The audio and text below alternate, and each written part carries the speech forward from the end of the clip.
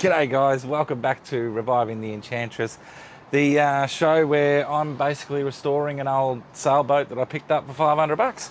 Today, we're going to look at using some of this material that we picked up during the week, the honeycomb, and we're going to install it down that side of the boat finally.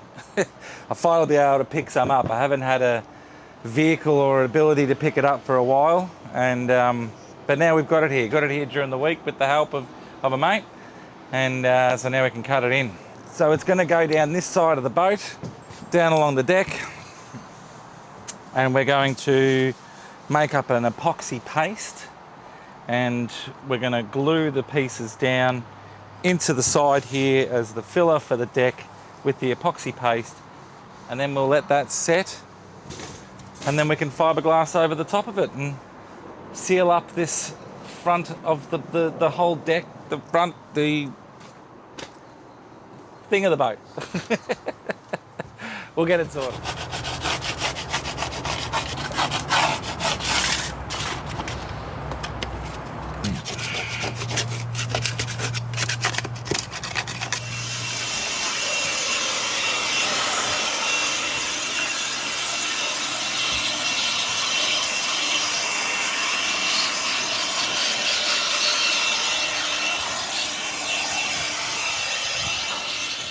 Right, so this stuff's really cool. This is a fairly newish product, I guess. The guys at Allnex highly recommend this stuff. 15mm thick honeycomb.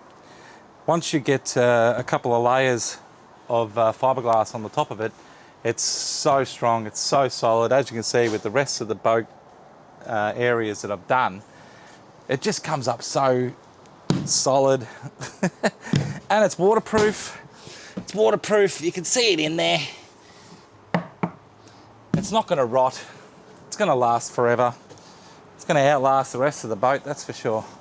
It's really bendy, it's really flexible. You can get it into so many shapes. All we want is to fill that curve. Cuts really easy with just a standard knife. We're just going to cut it to shape in there, fit this in with some epoxy glue, and we'll show you how to make up the epoxy glue in a minute. Yeah, we've got to trim it down now, so let's get this off it. Bit dusty, the layers of the old fiberglass here. We might get rid of those couple of top layers when we get to that. Yep. Yep.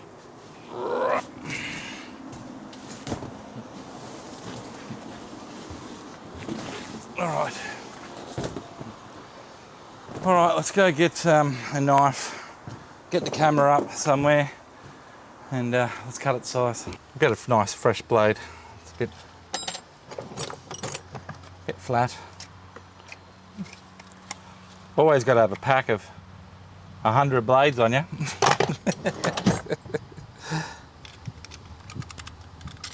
Beautiful. Fresh blade. What else would I want? A rag. Acetone it all down, and what else? That'll do for now. Let's just cut the shapes to size. Oh, scraper.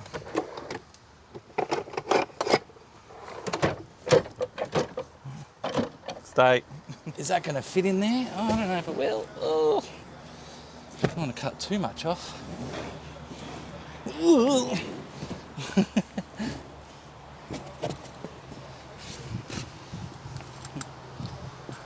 Okay, that's going to get around to there. Let's just go from about to here. There's the edge. See that through there.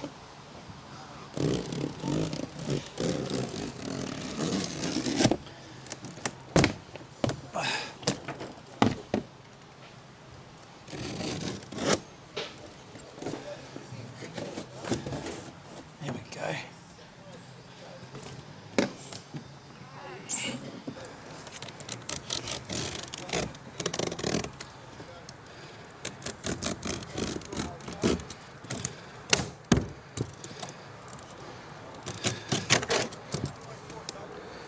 Good.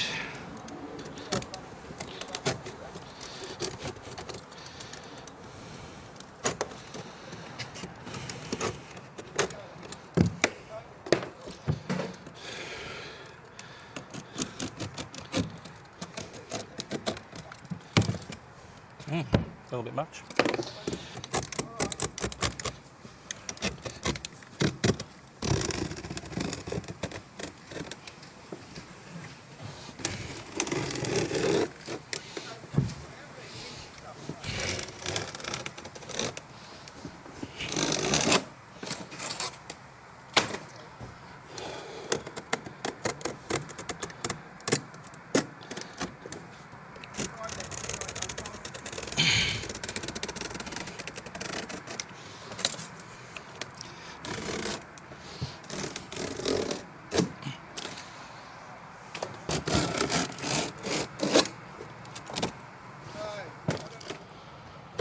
Beautiful, that'll go in there. We're going to fill in all these gaps where it steps up and all through these edges with an epoxy paste when we after it's all set and these pieces are glued in. Wipe it all down with acetone. It's a brand new sheet, but don't stand in it. Melts the bottom of your boots. I could feel my boots instantly melting. So it's not really great for your hands either. So try to avoid touching it, breathing it in, all the stuff that I'm doing right now.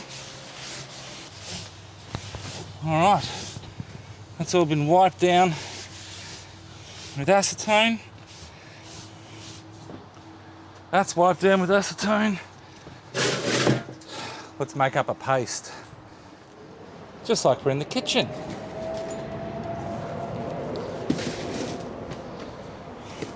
Now, these gloves, because I'm all sweaty and it's humid and wet in far north Queensland, it's easier to get gloves on if you can dry your hands out.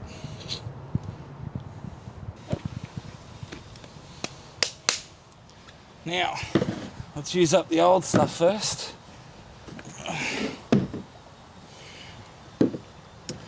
We've got R180, an epoxy resin, and we've got the R180 standard hardener. Mix and stick, little tub, and our applicator is already over there to spread it on. We may need to do a couple of tubs worth, so it's good to have your little station ready to go. You don't want to be stuffing around for too long. Let's go about halfway. And then we want to add the parts of this, 5 to 1. So you want to add about a fifth of that. We'll go a little bit more hardener in there today.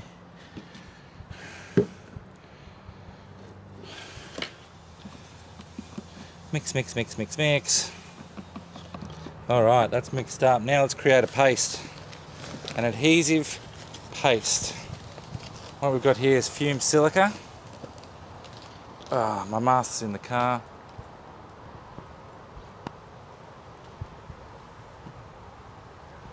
It's getting her out a little bit. Okay. Let's start getting that into the resin, making this paste. There we go. Now we're getting a paste. Look at that. Now that does look like a nice paste. Nice resiny paste. Resonates well with me. Cool. Shut that. That's probably going to go in the second batch. Let's quickly get over there.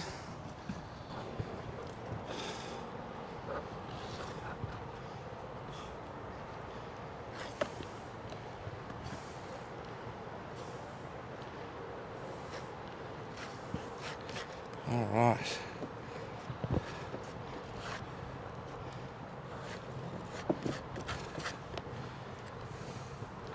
I might need to make a few containerfuls. And this will get us halfway.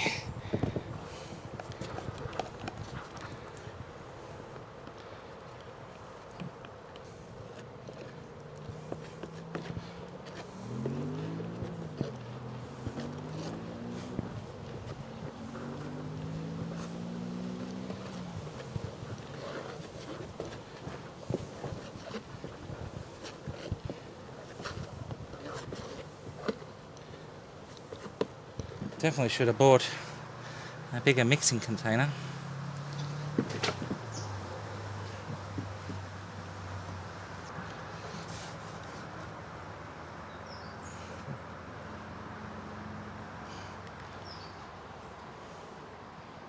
With this particular resin, I'm just using a standard hardener. So you can buy fast hardener, you can buy slow hardener. It all depends on what you're going to be using it for. And it also depends on the weather conditions where you are. It's very hot up here, so if you use a fast hardener, it can cure very quickly. So just using a standard hardener actually cures pretty fast. I did find when I was using it as a fill in some of these other areas, it actually was taking days to harden. And I was a little worried at first because it was a little bit lumpy, a bit soft to touch. And I was a little concerned, but it did go hard eventually.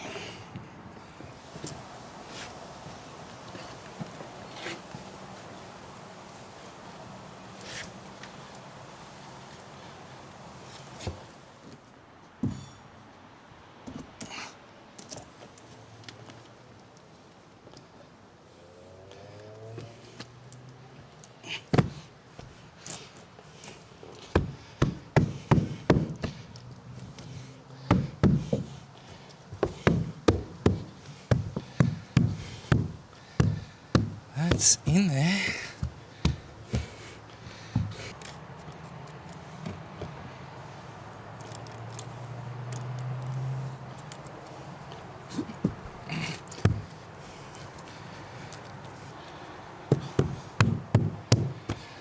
Very good. Now I'm going to run around, try myself off, whack a few screws down to hold this down, pin it down in place while the epoxy cures, and then I'll do the same with the next piece. And then once that's all dry and cured, we can then do the epoxy fills all around the edges and fill in any little gap before we fiberglass over the top of it all.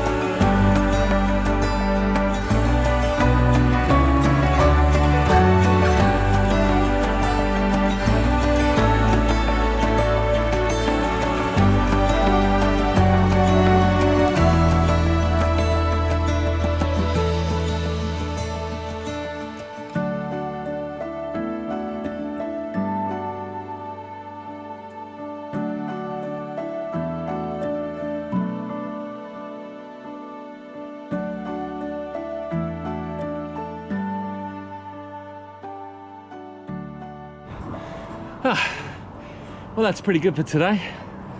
We've got that whole side down.